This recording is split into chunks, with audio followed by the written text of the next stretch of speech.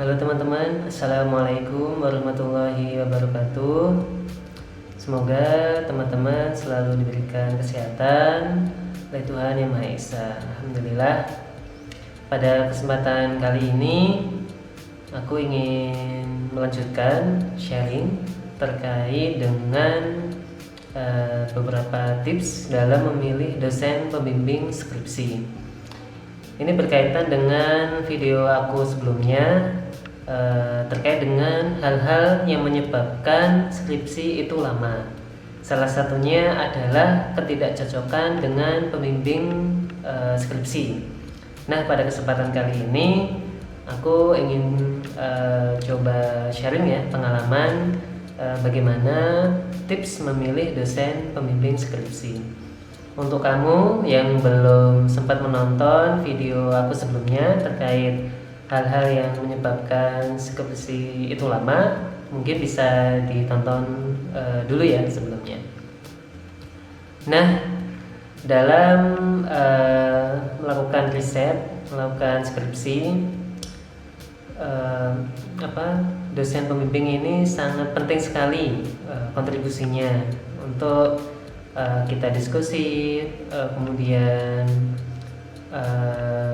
memberikan saran sehingga skripsi kita menjadi lebih baik dan kemudian cepat juga dalam untuk risetnya. Oleh karena itu sangat penting sekali bagaimana kita memilih dosen yang tepat dalam penelitian kita. Nah, apa aja itu tipsnya dari saya? Paling tidak ada 5 tips buat teman-teman sekalian dalam memilih dosen pembimbing. Yang pertama yaitu pastikan dosen yang teman-teman pilih itu sebidang risetnya dengan teman-teman. Jangan sampai bidang riset yang teman-teman geluti itu berbeda dengan calon pembimbing skripsi yang nantinya menjadi dosen pembimbing skripsi. Karena apa? Jika ini tidak linear, ini yang pasti akan memberatkan baik dari segi teman-teman maupun dari dosen pembimbing karena bidangnya beda. Selain dari teman-teman harus belajar hal-hal yang baru yang membutuhkan waktu yang sedikit agak lama, ini juga kurang efisien gitu. Jadi diharapkan teman-teman ketika mau memilih dosen pembimbing itu diusahakan sebidang atau selinear dengan bidang riset yang teman-teman geluti. Satu hal lagi, jangan ikut-ikutan juga. Mungkin teman punya teman yang lain yang mau riset A gitu kan, tapi itu bukan bidang kita. Kadang mungkin ikut-ikutan gitu ya, karena mungkin di riset A atau di bidang kelompok A atau di lab tertentu itu mungkin cepat atau mungkin risetnya lebih cepat dibanding bidang kita. Kalau saran saya sih mendingan jangan ikut-ikutan, karena kalau itu tidak sesuai dengan passion kita, sesuai dengan bidang kita, itu sama halnya juga kita nantinya untuk riset gak nyaman, yang nantinya ini berdampak pada lamanya penelitian atau skripsi kita. Nah, kalau saran saya ambil sesuai passion teman-teman, kemudian ambil dosen yang sebidang untuk risetnya, itu ya. Itu tips pertama. Kemudian tips yang kedua, calon pembimbing skripsi kalau bisa sebelumnya kita udah akrab.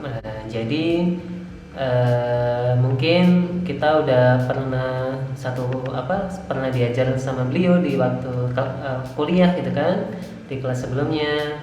Kemudian sebelumnya mungkin kita juga udah pernah ada proyek sama beliau. Nah, ini sangat penting sekali keakraban ini. Jadi jika teman-teman sebelumnya sudah akrab dengan calon pembimbing skripsi, ini nanti komunikasinya lebih baik atau komunikasinya lebih enak gitu kan dengan calon pembimbing skripsi teman-teman. Nah, ini kalau bisa memang sudah akrab sebelumnya, karena nanti komunikasinya lebih jalan. Nah, yang ketiga itu ini juga nggak kalah pentingnya, yaitu mudah ditemui di kampus. Nah, jadi ini sangat penting karena ya kita tahu ya memang dosen itu sibuk gitu kan kadang ya, mungkin juga super sibuk, apalagi dosen yang memiliki jabatan tertentu gitu kan, pasti super sibuk. Nah, kalau tips dari saya, cobalah teman-teman mencari dosen pembimbing yang mudah ditemui di kampus. Meskipun super sibuk, tapi kalau mudah ditemui di kampus itu akan enak jika nanti teman-teman mau bimbingan, baik bimbingan KRS atau bimbingan terkait skripsi, ya itu akan lebih mudah teman-teman untuk skripsiannya, untuk teman-teman berdiskusi yang nantinya juga mempercepat riset atau mempercepat skripsi teman-teman, seperti itu ya. Ini teman-teman bisa coba lihat ya, beliau ini apakah sering di kampus, apakah mungkin sering banyak proyekan di luar. Ya, teman-teman sendiri bisa mengamati jejak beliau gitu kan, seperti di kampus seperti apa gitu kan, sehingga teman-teman bisa memilih dosen yang mudah ditemui di kampus itu ya. Dan yang keempat itu ini juga sepengalaman saya, ini juga sangat penting juga, yaitu cepat dalam merevisi skripsi teman-teman atau riset teman-teman. Ini sangat penting sekali karena dosen yang cepat dalam merevisi skripsi teman-teman itu juga akan mempercepat skripsi kita itu selesai gitu kan. Nah, kita juga tidak memungkiri ya, kadang kan memang karena kesibukan dosen tertentu sehingga kadang kita dalam misalnya menyerahkan revisi gitu kan, mungkin 2 minggu setelah itu baru dikembalikan oleh dosen kita gitu kan, atau seminggu atau bahkan 3 minggu baru dikasihkan. Nah, ini hal yang sangat penting juga jika dosen skripsi kita merevisi itu cepat, misalnya hanya 2 hari atau 3 hari atau bahkan saat itu direvisi. Nah, ini mempercepat juga dalam penelitian teman-teman.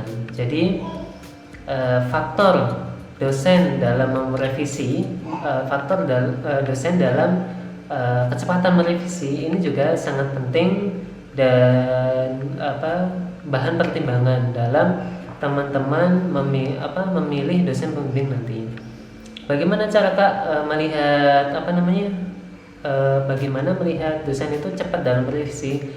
Teman-teman bisa coba tanya bimbingannya gitu kan, bimbingannya mungkin kakak angkatan teman-teman atau seangkatan teman-teman yang skripsi dengan beliau. Coba teman-teman tanya gitu kan, gimana beliau itu dalam merevisi, cepat atau lama atau super lama. Nah, itu bisa coba tanya ya, seperti itu. Jadi ini juga faktor penting dalam mempercepat skripsi teman-teman.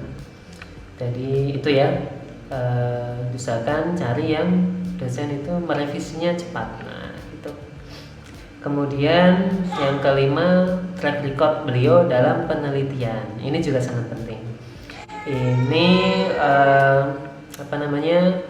teman-teman bisa coba sharing di Google gitu kan, daftar mungkin publikasi beliau terkait bidang yang digeluti gitu kan, berapa jurnalnya, jurnal internasionalnya maupun nasionalnya ya. Teman-teman ini bisa di searching di Google maupun di web Scopus. Ya, ini juga sangat penting dalam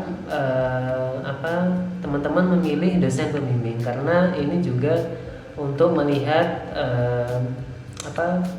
kapabilitas dari calon dosen pembimbing kita gitu kan.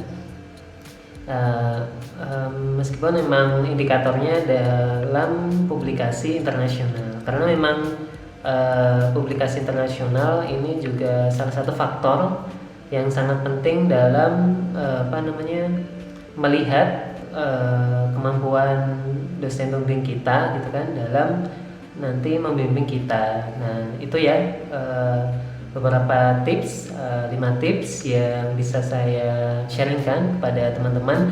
Nah ini sekedar pengalaman saja gitu kan, mungkin teman-teman yang lain juga memiliki cerita yang lain atau memiliki memiliki kisah yang lain terkait dengan diskusinya dengan dosen pembimbing atau memilih dosen pembimbing. Teman-teman bisa komen di bawah ya, kita saling sharing aja ya. Itu sementara, semoga bisa bermanfaat dan semoga skripsi teman-teman atau penelitian teman-teman bisa segera selesai, saya doakan ya. Cukup sekian, jangan lupa untuk like, komen, dan subscribe di Arisandi Official, dan tunggu video berikutnya. Oke, assalamualaikum warahmatullahi wabarakatuh.